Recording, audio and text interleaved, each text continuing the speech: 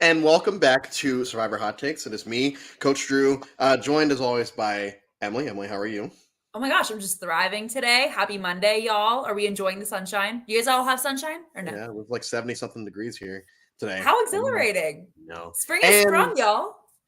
John Buckley returns to the show. John, welcome back.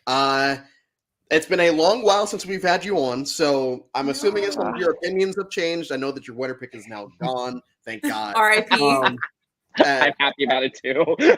as the kids say, "Rip Tory." Is that what they say now? I think so.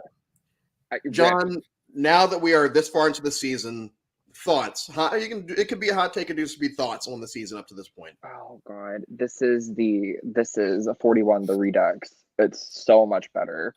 Um but at least now what I like about this season is like I actually feel like anyone could win and I would be okay, let me restate that.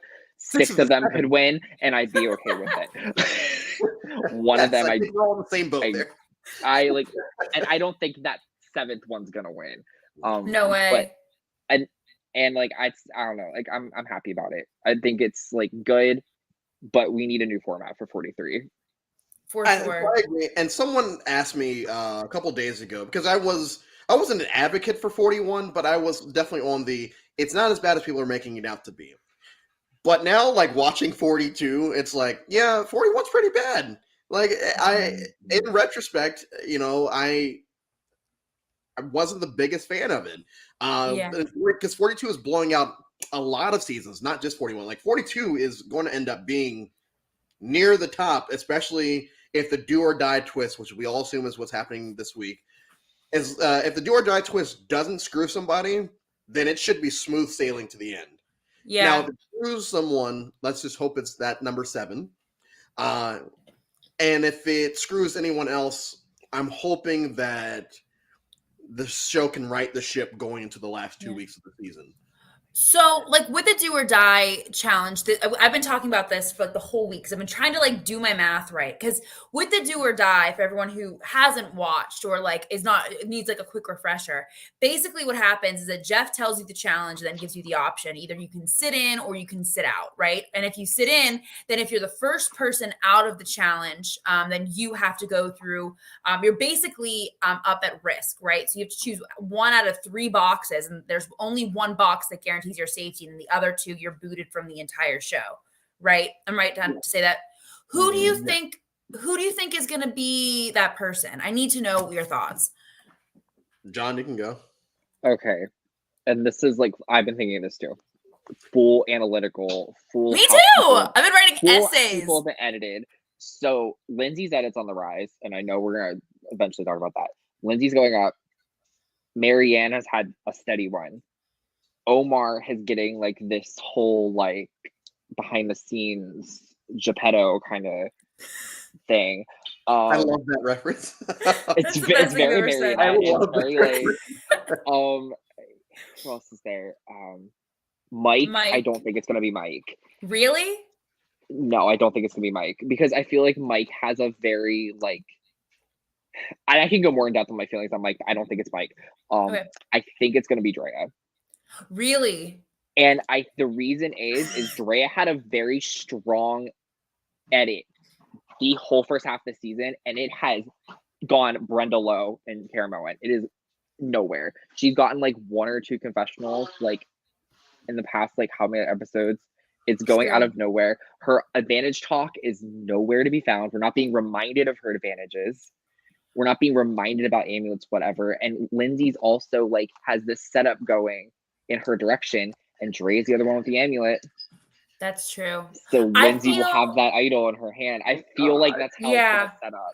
So I'm gonna counter that because I see what you're saying, and that's my biggest fear is that she's gonna be the one that gets like so horrifically affected, especially because like she has every trick in the book literally in her bag, but I don't think that because if she knows what the risk is, it depends on how much context Jeff gives them, like before they start the challenge. Because I feel like if he tells them like, these are the risks, this is the challenge. If you think you can do it, come on. And if you don't want to take that risk, don't do it. I feel like Dre would be like, well, I have enough security where I don't want to go on, But who do we know that's always up for a challenge and is always the first one out? It's always Mike. 100%. Yeah. So my thought, I think that it's going to be Mike that's going to be the one that does the do or die. And then I think that he isn't going to guess correctly. But maybe I'm getting, that's my big thought. I love Mike though. Yeah, I don't want him to go. He's still my winner pick, but I know. I don't want him to go like that. I don't want him to go like that. I think that's what it is. Now, 6 of these 7 people, I don't want to see go, like, I understand that all of them have to go at some point, but I don't want to see them go like that. And I feel, and I know we're already talking about an episode that hasn't happened yet. We haven't touched on anything from this previous episode yet, but I think that this is a lot of the conversations that I had last week was everyone more talking about what's to come because they put it in the preview. Hey, this crazy twist is about to happen. It's like, shit, here we go. This is another one of those moments that us as fans of the show were hoping they would fix after 41. And so they kind of fixed the, I call it the time turner. I know it's not called a time turner. They fixed that twist-ish. The silly phrases, they didn't get rid of them, but they also added a beware immunity that had nothing to do with that later on. So I feel like they're trying to fix a lot of these issues that people had with 41. This is like their last hurdle to get through to say, hey, see, we didn't mess it up. Well, that, and if there's a woman winner, make sure that she's not under edited, which we will get to in just a second. Yeah.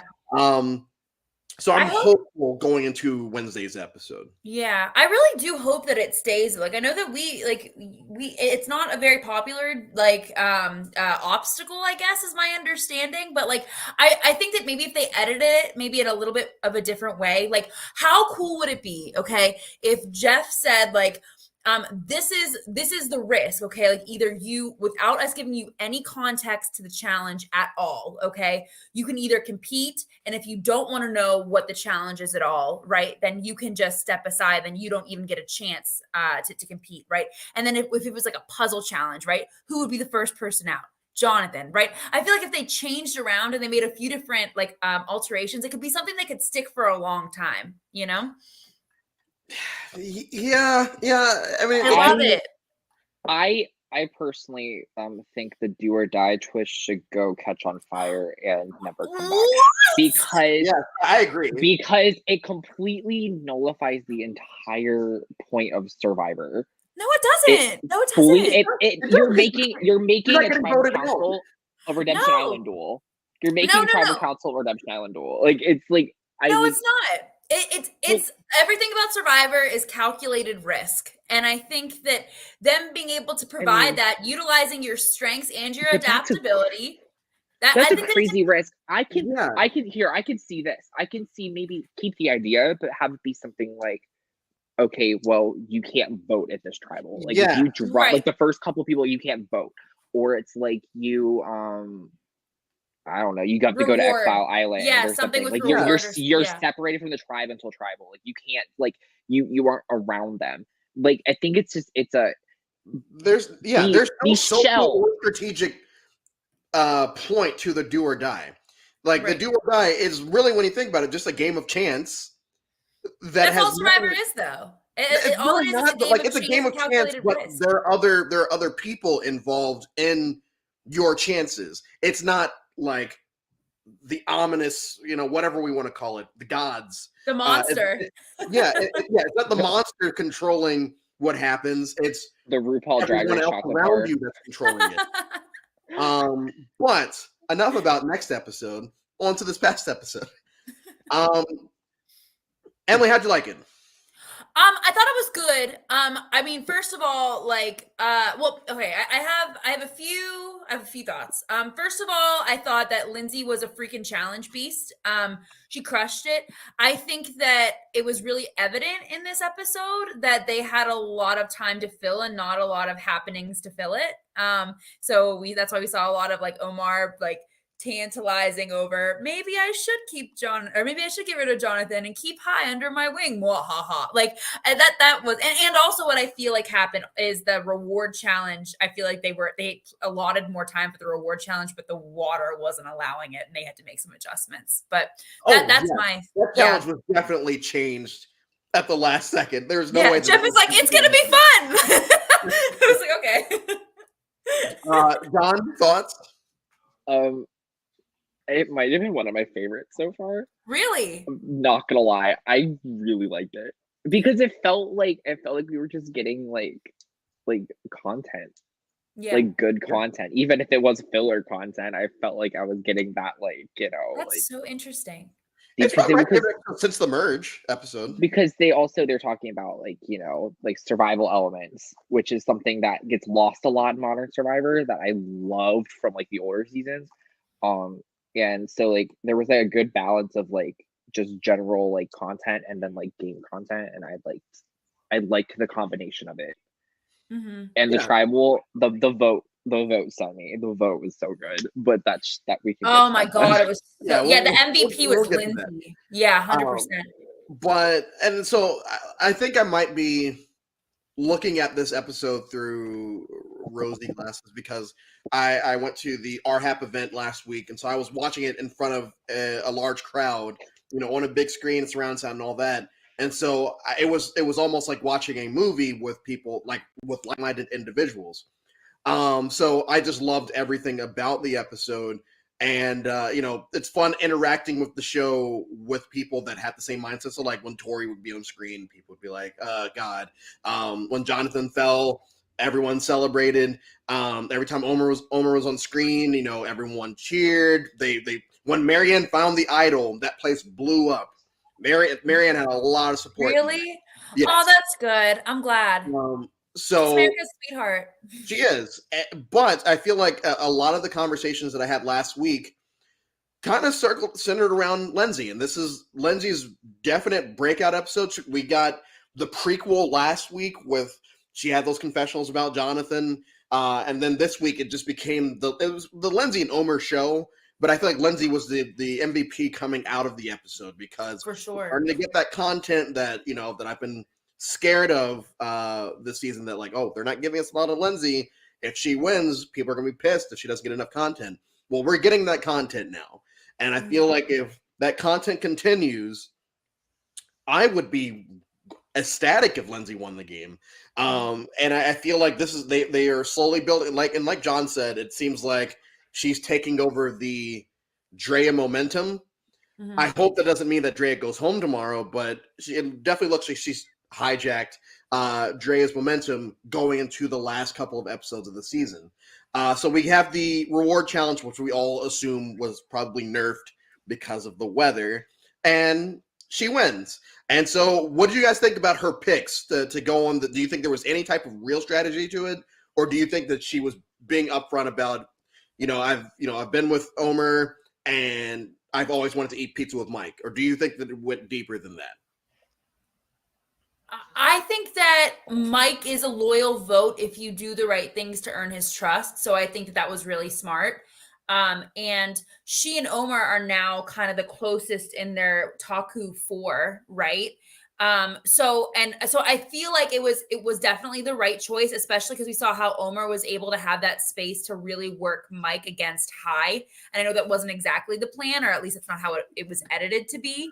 But I feel like they could really create a solid 3 to make it further to the end. What do you think, John?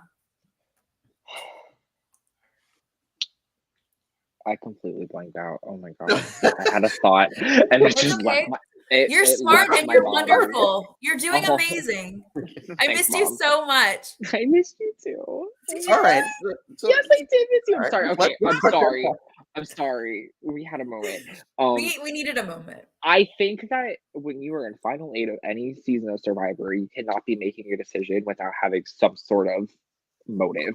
And like she definitely, like, I'm sure, like, because they have like so much time. I'm sure that her and Mike have talked about pizza. Hell, he's from what, Jersey? There's a lot of pizza in Jersey.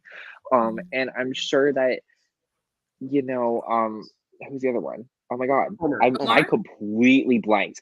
Omar and her have been there since the beginning, and he's ate like a stick the entire time. Yeah. So like, yes, so like on a human level, she definitely did that, but also like on a game level, she knew what she was doing. Oh, for sure. She was still doing one of the both. most she's still one of the most like cognitively present people that I think that we're still seeing. Like, I mean, even if we just consider, like you mentioned, John, like the elements and like the way that the rain and like the lack of nutrition is really ripping away at them at this point, because they're 19, 20 days in now, right? Like, and so that in itself can really keep away, like get rid of your cognizance. Like we're already seeing like Jonathan lost whatever he started out with, whatever little he started out with, you know? And like, I mean, it's very evident that she's still very present and focused in the game. Yeah, and I think that the two confessionals that she's had over the last 2 weeks about how, one, I don't think Jonathan knows what he's doing, but then in this episode where she says something along the lines of, it's very apparent that Jonathan is like a fool and this, that, and the other, and I don't want to be attached to that because I know what the hell is going on. True. I think Very those true. are some very telling confessionals about, the fact that, she is more aware than most folks still playing in the game. Not to say that she's the most aware, but I would put her and Omer kind of together as of now. So she wins the reward. She takes the two of them. We get a quasi family visit. I won't touch That's so on the sweet. conversations I had about that. Oh, I will say though, like I was very surprised that Omer's girlfriend was white. I'm just gonna put that out there. But I just have to say it. I was very surprised. So do you, because we don't actually see on camera at any point anyone reference the fact that they saw their families. Do you think that they actually said anything, or do you think they kept that quiet? Here's my theory. They would be dumb to mention that because historically, whenever someone wins the reward challenge and it's the family one, they're typically the next big target. However, I do feel like Omar could, as the master of manipulation, when the time is right, could utilize that as a weapon against Lindsay, being like, oh, like, yeah, we won the family visit and like she didn't want me to tell you, or like I think that it's a lot of ammunition and she invited the person who would definitely weaponize that if he had the chance. I can't wait if he does. Like he's one of those fun villains that I wish people latched onto more than like the horrible people, wink, wink, nudge, nudge, that people like to latch on to. Like who? From seasons 19 and 20. But but he's one of these fun like villains where it's like, okay, the scheming is not malicious. It's not anything other than he's just someone, I don't know, someone put it on Twitter, like it's like he's playing chess while everyone else is drawing characters in the sand or something like that. It's like, yeah, he's running circles around them now from what we are seeing. Now, it could easily turn out that next episode is all about like, oh yeah, Omer's a threat and he thinks he's doing this and the other, but actually this, that, and the other, and Omer goes home. I don't think that's what's going to happen, but I know it's like he's now everyone's winner pick at this point. And I even sat here last week and said, yeah, Omer's definitely winning. But the only thing that scares me is, yes, we are getting a lot of content from him. On the other hand of that is the fact that we haven't been shown anyone saying that they see him as a threat. It's been almost all positive things from anyone that has had a confessional about Omer. Has said nothing but bad or nothing but good things about him, which leads me to believe that potentially he could sit at the end and be, a second place final. I think that I don't see the jury being overly bitter. I do see certain people being pissed at him when they find out that certain things were not true. Mike, and like Mike, but that's not a knock on Mike at all. It's just he's playing the loyalty, the honesty game. I feel like he wouldn't give much respect to a person like that, and that's his prerogative. But it's crazy because ever since Chanel went home, I've just changed my winner pick every time. But like, Well, Omar has a really legitimate strategy that I think that a lot of people, it's a very unique strategy because he isn't playing, you know how Tori kind of played like one rung from the bottom for a while until she just slipped off, right? Yes. But like with Omar, like he is doing so well at working his way in with all the people who are on the bottom. And if you're on the bottom, like there's always going to be someone on the bottom, right? And if you're on the bottom, you're more likely to go home, you know, or put you on the jury. So he's really been able to do excellent jury management under the radar. I have a theory. I don't know if it's right or not. But like I listened to High's exit interview on Rob Has a Podcast, which is a phenomenal podcast. It's so good. And he He didn't pay us said, to say that. what? He didn't pay us to say that. He didn't pay us, but I'll say it again. It was phenomenal. Amazing. And like the one thing that like I try to pay attention to these exit interviews to kind of see like how they speak of people. And High spoke more critically of essentially everyone who was left, with the exception of Omar and of Drea. And I feel like if he knew who the winner was, he wouldn't be speaking poorly of the person, or not poorly, but like more critically, I guess, of the people, you know, who he wouldn't feel like wouldn't up the winner. But that's my theory. So I feel like it's one of them. Sean, comment? I mean, I've been pissed off at people in games online and still gave them the vote to win. I still talk shit on them after I did it. So Never like, mind. You can Ty's one of those people I feel like that can separate game from personal. Mhm. And like True. he would be, if I put it in US Survivor terms, he would have been one to hate Russell but vote for him to win in Samoa. And would still gone back to hating him because at the end of the day, you know, he played like, you know, he's a game. He respects game. True, but the way that he was speaking, like he wasn't giving them credit. You know, he wasn't like, "Well, this was a good move." He was like, "Well, it made it look like Lindsay was with us, but she actually wasn't with us." And Mike, like, I can't believe he would even think that. Like, why? You know what I mean? Like, I don't know. Like, it was a little bit more of like a harsh, like. It also could be the new, like those old wounds being reopened watching the episode. True, very true. And that's like, I was talking about this with someone last week. It's just like, and you know, coming from the org community, John, you can understand this. You know, when you're out of the game, and let's say you're on the jury, and you're having fun. The game ends, and everyone kind of goes away. But then every now and then, you'll play in a game where they'll like actually make certain videos live after the season, so you get to see things like a jury roundtable, and jury roundtables are not nice, to put it politely. Jury roundtables usually get very hectic, and there's a lot of people motherfucking others. But talks about the jury roundtable that Andrew and I were in that I'm still getting flack about to this day. Oh my god! But you know, you think you might be cool with someone, but like seeing someone that you're now cool with say these things about you, even though it was in the past during a game, can reopen a wound. That so maybe, you know, I'm not speaking for High, but this could be that High had just watched that episode and was like, that's true. Okay, well, these people clearly, you know, and I mean, we'll see ultimately in a couple. I think the finale is in 3 weeks, 2 or 3 weeks. It's in 3 weeks. Yeah, I'm throwing a Survivor finale party at my friend's house. You should go to it, John. You live right there, right? Yeah. But I do want to do one more thing about Omar before we move on, because I don't know which one of y'all, both of y'all, have talked about how he's working well with people on the bottom. Do you think it's likely that he's also trying to keep Romeo on the bottom? Do you think that he told Romeo the vote's going one way, and then, you know, had everyone else vote the other way, so it still looks like Romeo's on the bottom, and Romeo might confront him afterwards and say, "Hey, what's up?" And he's like, "Oh no, at the last second, blah blah blah."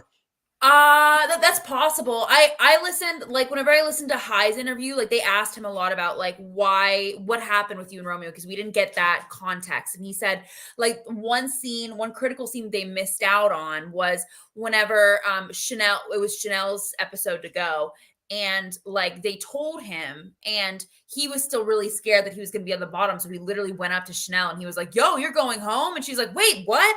So like he already put a target on his back from the very start, and I think that paranoia is really what kept him on the bottom. But I think that because he trusts Omar so much, I feel like Omar wouldn't tell him that because it would be so obvious that Omar didn't trust him, and would he, you know what I mean? Yeah, but I don't know who told him to vote that way. I have no idea. Well, no, at one point, Omar does say it's between these two. Oh. It's between Jonathan and High, but everyone else he was saying it's High. I think he only told Roman what we were shown. It's either going to be Jonathan or High. So I as I was watching it, I was just like, what if he told him to vote Jonathan so that Romeo still remains on the bottom? That's true. But still trusts him enough to say he can just lie his way out of the situation. Yes, Omar is almost too good to be true on this season, in the best way possible. Last season, when people were like, name 2 or 3 people that could come back, and it's like, okay, there are 2 definites and then a few maybes, and but I feel like on this cast there's a lot of people that have potential coming back. But I feel like besides maybe Jonathan, Omar is like a shoo-in to have it to return. I would say at this point. He is like the most modern example of Sandra that I can really come up with. And I think that that's but he does it in such a brilliant way. I think that Sandra had a few key moves with manipulation, and that was honestly all she needed, because it brought her to the end, and because she was good with people, it just kind of is what carried her. With Omar, a lot of his stuff is just really networking all of these different groups, which I think is a little bit different than Sandra's game, but still very brilliant. Yeah, I love him. He's I love really him. Good. So really good, just genuine TV. Mm-hmm. We get to the immunity challenge, and once again, it's Jonathan versus. And this time it's Jonathan versus Lindsay, and I will tell you that everyone that I was watching this with, I don't think there was a single Jonathan fan in there. Everyone, anytime that he would save himself, people are like, oh my God, and saying every expletive under the sun. Even though I know I dropped an F-bomb 5 minutes ago. But when he falls, first of all, the place blows up because thank God Jonathan's done. But then immediately it goes, oh God, I think High's still going to go home. I think the consensus in the room was that High was going to go home. But everyone's just really happy about Lindsay because this was her episode. I think she led with confessionals. I'm not sure. Don't quote me on that. But she won both challenges. And we got a lot of strategy talk with her. And that scene with her and Drea in the tent, another one of my favorite scenes of the entire episode, because it's just that's you love moments like that where they're scheming and you love it. And we get to the tribal and they blindside the hell out of High, and he takes it like a champ. So John, what were your thoughts going into the tribal? Did you think that potentially it could swing, or did you think it was fairly certain that it was going to be High going in? Oh, I knew it was going to be High. There was no way. The entire episode was giving High's. Well, I guess the past couple of weeks, High's had that that I am almighty. Yeah, the almighty Sarah Cleopatra on the raft coming in Marquesas vibes, feeding grapes, everything. High could not be touched. And I knew as soon as and my favorite part of the entire episode was when he had the whole fake idol story to Jonathan, because he thought that he was masterminding this big thing. And it just was not. I knew and that. Even Jonathan didn't fall for it. Even Jonathan didn't even fall for it. And Jonathan, you could point at a rock and tell Jonathan it was a Prius. And he'd be like, okay. He didn't even see that coming. So I thought that High was a goner, as much as I would love to see Jonathan go home. I just knew it wasn't going to happen. So I guess to go off of that, do you think Jonathan will go home, or do you think he's going to be sitting at the end? I think he's going to go home. I don't know. I'm trying to will it into happening. Yeah, I mean, like, I think that it's likely that he'll go home, but I mean, I also like now. Okay, like let's really think about it. Okay, most people are contributing some sort of threat level, like in terms of just gameplay and overall like likelihood to win. The only one I can't think of that they're giving an edit to make it look like they can't win is Romeo. Okay, but Sadly. like if we're thinking about everyone else has like some sort of strategic big moves, bigger challenge wins, like what is Jonathan really offering at this point? Like I feel like he's molding himself into another goat position, you know? Yeah, But, I like, agree. I don't know. no, Like I feel like yeah, because who would vote for him at the end? Like he's not going to get Chanel's vote. He's not going to get Rockstory's vote. Tori already said that she didn't like him, right? I don't know if Hai and him had any relationship. Period. You know? I think I don't. Okay, so here's my thought. I could see it coming down to like a numbers thing because he's starting to lose agency with people, and especially at this point, it's like regardless if you don't have, you know, no shot at the jury, if you're not gonna vote with me, like if I'm in the game and he's not gonna vote with me, I'm gonna get rid of him at 6 True. or Very 5 true. because you can't even win the game if you're not sitting at the end. Mhm. So And all of his ideas are dumb, like the Marianne thing. the Like, Marianne thing was so stupid. so But the dumb. other thing is, I could fully see him losing fire making. I feel like the only way he's not in fire making is if he is winning the final immunity, and he sucks at immunity challenges. And no, like his balance skill. Okay, he doesn't suck. Sorry, I'm just on an anti-Jonathan roll here. That's okay. No, welcome to the party. We have snacks. He like I shouldn't say he sucks at all of them, but in the past couple of years, they've had the challenges where it's like that you stack the tiles on the things that can fall really easily, or it's those kind of challenges that he's not good at. It's Mhm. never something that it's like I'm gonna run through like a Ninja Warrior course and then throw a beanbag. Like that's never the final immunity, and Yeah. it's not gonna be something that he's gonna do well at. They're Yeah. bringing back So Hand on a Hard Idol this season. what? So they're bringing back Hand on a Hard Idol on an idol this season. Oh my god. That was a bop. It was a bop. But honestly, The idol is Jonathan. You just have to hold your Yeah, hand you on have to Jonathan. touch his pecs. everyone pick And an he just- ab. And he just stands here like this. Um, Like I also think that he just doesn't have any gas left in the tank either. I think that it's making him a lot less of a physical threat. Like yeah, he made it to the end, but he also like he's just combusting. He hasn't eaten anything since the Applebee's thing, right? I don't believe so. I don't believe So so. that's like at least like 5 or 6 days without him getting his 18 eggs and toast. And being abused by his father when he was a kid. I'm still convinced that that's what it was. Like, That was my God, scary. come on. Like, if that story was real, then What'd you say? he's got issues. But as we start to wrap up, like I said, this is probably my favorite episode. I mean, I've loved all the episodes from Merge until now, but this has been my favorite episode since the Merge. And I think that unless, like, I don't want to go back to this, but we are. I'm just hoping that they can get past this last hurdle, this what we all assume is the do or die tomorrow. If they can get past, or Wednesday, if we can get past that with like limited damage of like, oh God, like did we really just send Lindsay home with a do or die? Then I think that it'll be smooth sailing. This will probably end up being a top 10 season. I would say, in my opinion, I feel like this will probably end up being a top 10 season if they can just get through tomorrow. And if they continue, like if Lindsay is going to win, if her edit continues, and if all these other people are going to win, that their edits pick up. If it ends up being Drea, start giving her more now because she's kind of faced off, like John mentioned earlier. John, final thoughts on the episode? It was really good. I enjoyed it. I think it was just good old classic Survivor.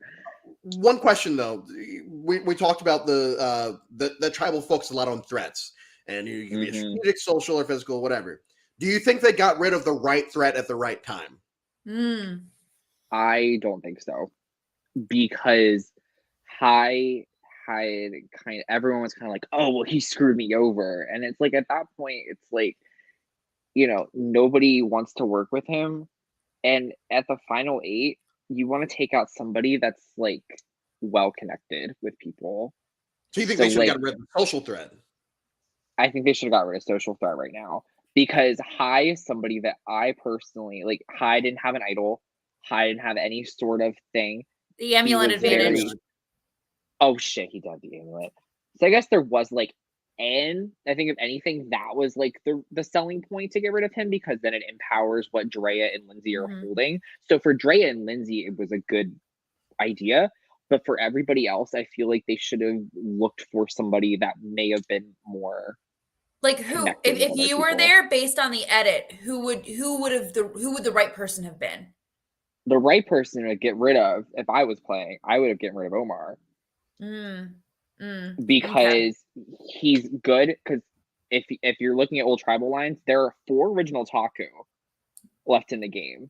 Somehow. I would have tried to get rid of a Taku, and Jonathan is a pebble. Marianne is Marianne, and Lindsay is a queen, and we don't touch her. So, as much as I love Omar, like I feel like I would want to work with somebody with like Lindsay more than Omar, because Lindsay can win challenges. Yeah, but I feel like Lindsay's. I don't know. Like I think Omar's playing really good, and maybe he's just playing so good they're not seeing it. Very Sandra-like. But I think I would have gotten rid of Omar if it was up to me. That's a good point. Yeah, Emily, last question then. Yeah. Do you think they got rid of the right threat at the right time? I think that they did, actually, because I think that like whenever you think about Hai, you're not just thinking about Hai, you're thinking about Hai and Mike, and out of a group of 7, or I guess 8 at that point, two people can really carry, a couple can like really carry a weight whenever it comes to directing the votes. And now like Mike's allegiance is to Omar. So I think a lot of other people.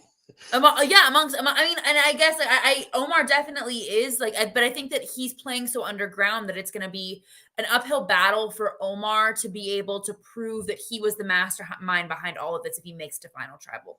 That's the only setback that I have from him being able to win, if that makes sense. No, I agree. I'm hoping that if he's sitting at the end, he can articulate round by round what he did. Because it would be true. I mean, it would be true. He's not BSing any of it. This is what I did every single round, and there's going to be people that can corroborate it. Whether they're sitting in the jury or they're sitting next to me. Hey, Mike, did I not tell you that Hai was saying this? Well, it turns out it was a lie, but I said it. You bought into it. You wanted Hai out. This, that, like. There's a lot of examples. Right. I think that. So, John, I do agree that they should have gotten rid of the social threat, but to Emily's credit, they don't know this social threat exists. Yeah, that's what I'm saying. Like, he like, doesn't exist. Yeah. Am I right? 2020. She's right. She's right. If I had known about Omar's game, dead in the water. If I didn't know about Omar, I wouldn't do anything. Yeah. I'd be like, oh, he's and like the added degree, like. Yeah, like the added degree too that like Hai did win an immunity even though they were divided in half. Like that makes him also a potential physical threat, So I think that he had enough of a resume for what he has done in the past that would have made him honestly the most obvious target. All right, well, that's gonna wrap things up, or that's gonna end things for us today. John, thank you so much, as always, for coming back on. We hope to have you back during our summer season, especially when we start doing the 42 and 42 that we'll be doing. I think we talked about this on camera last time, maybe not. But I am doing an org/LRG roundtable, like, mini-series during the summer, where I'm just going to talk to people from the org community, talk about the good, the bad, the ugly, and other things. There's a lot of ugly to talk about lately. Yes. So I'm hoping to have John back for that. I'm hoping to have a lot of the guests that we've had on here back for that. John, thank you so much for coming. And I guess that's it. So thank you all for tuning in, and we will see y'all on the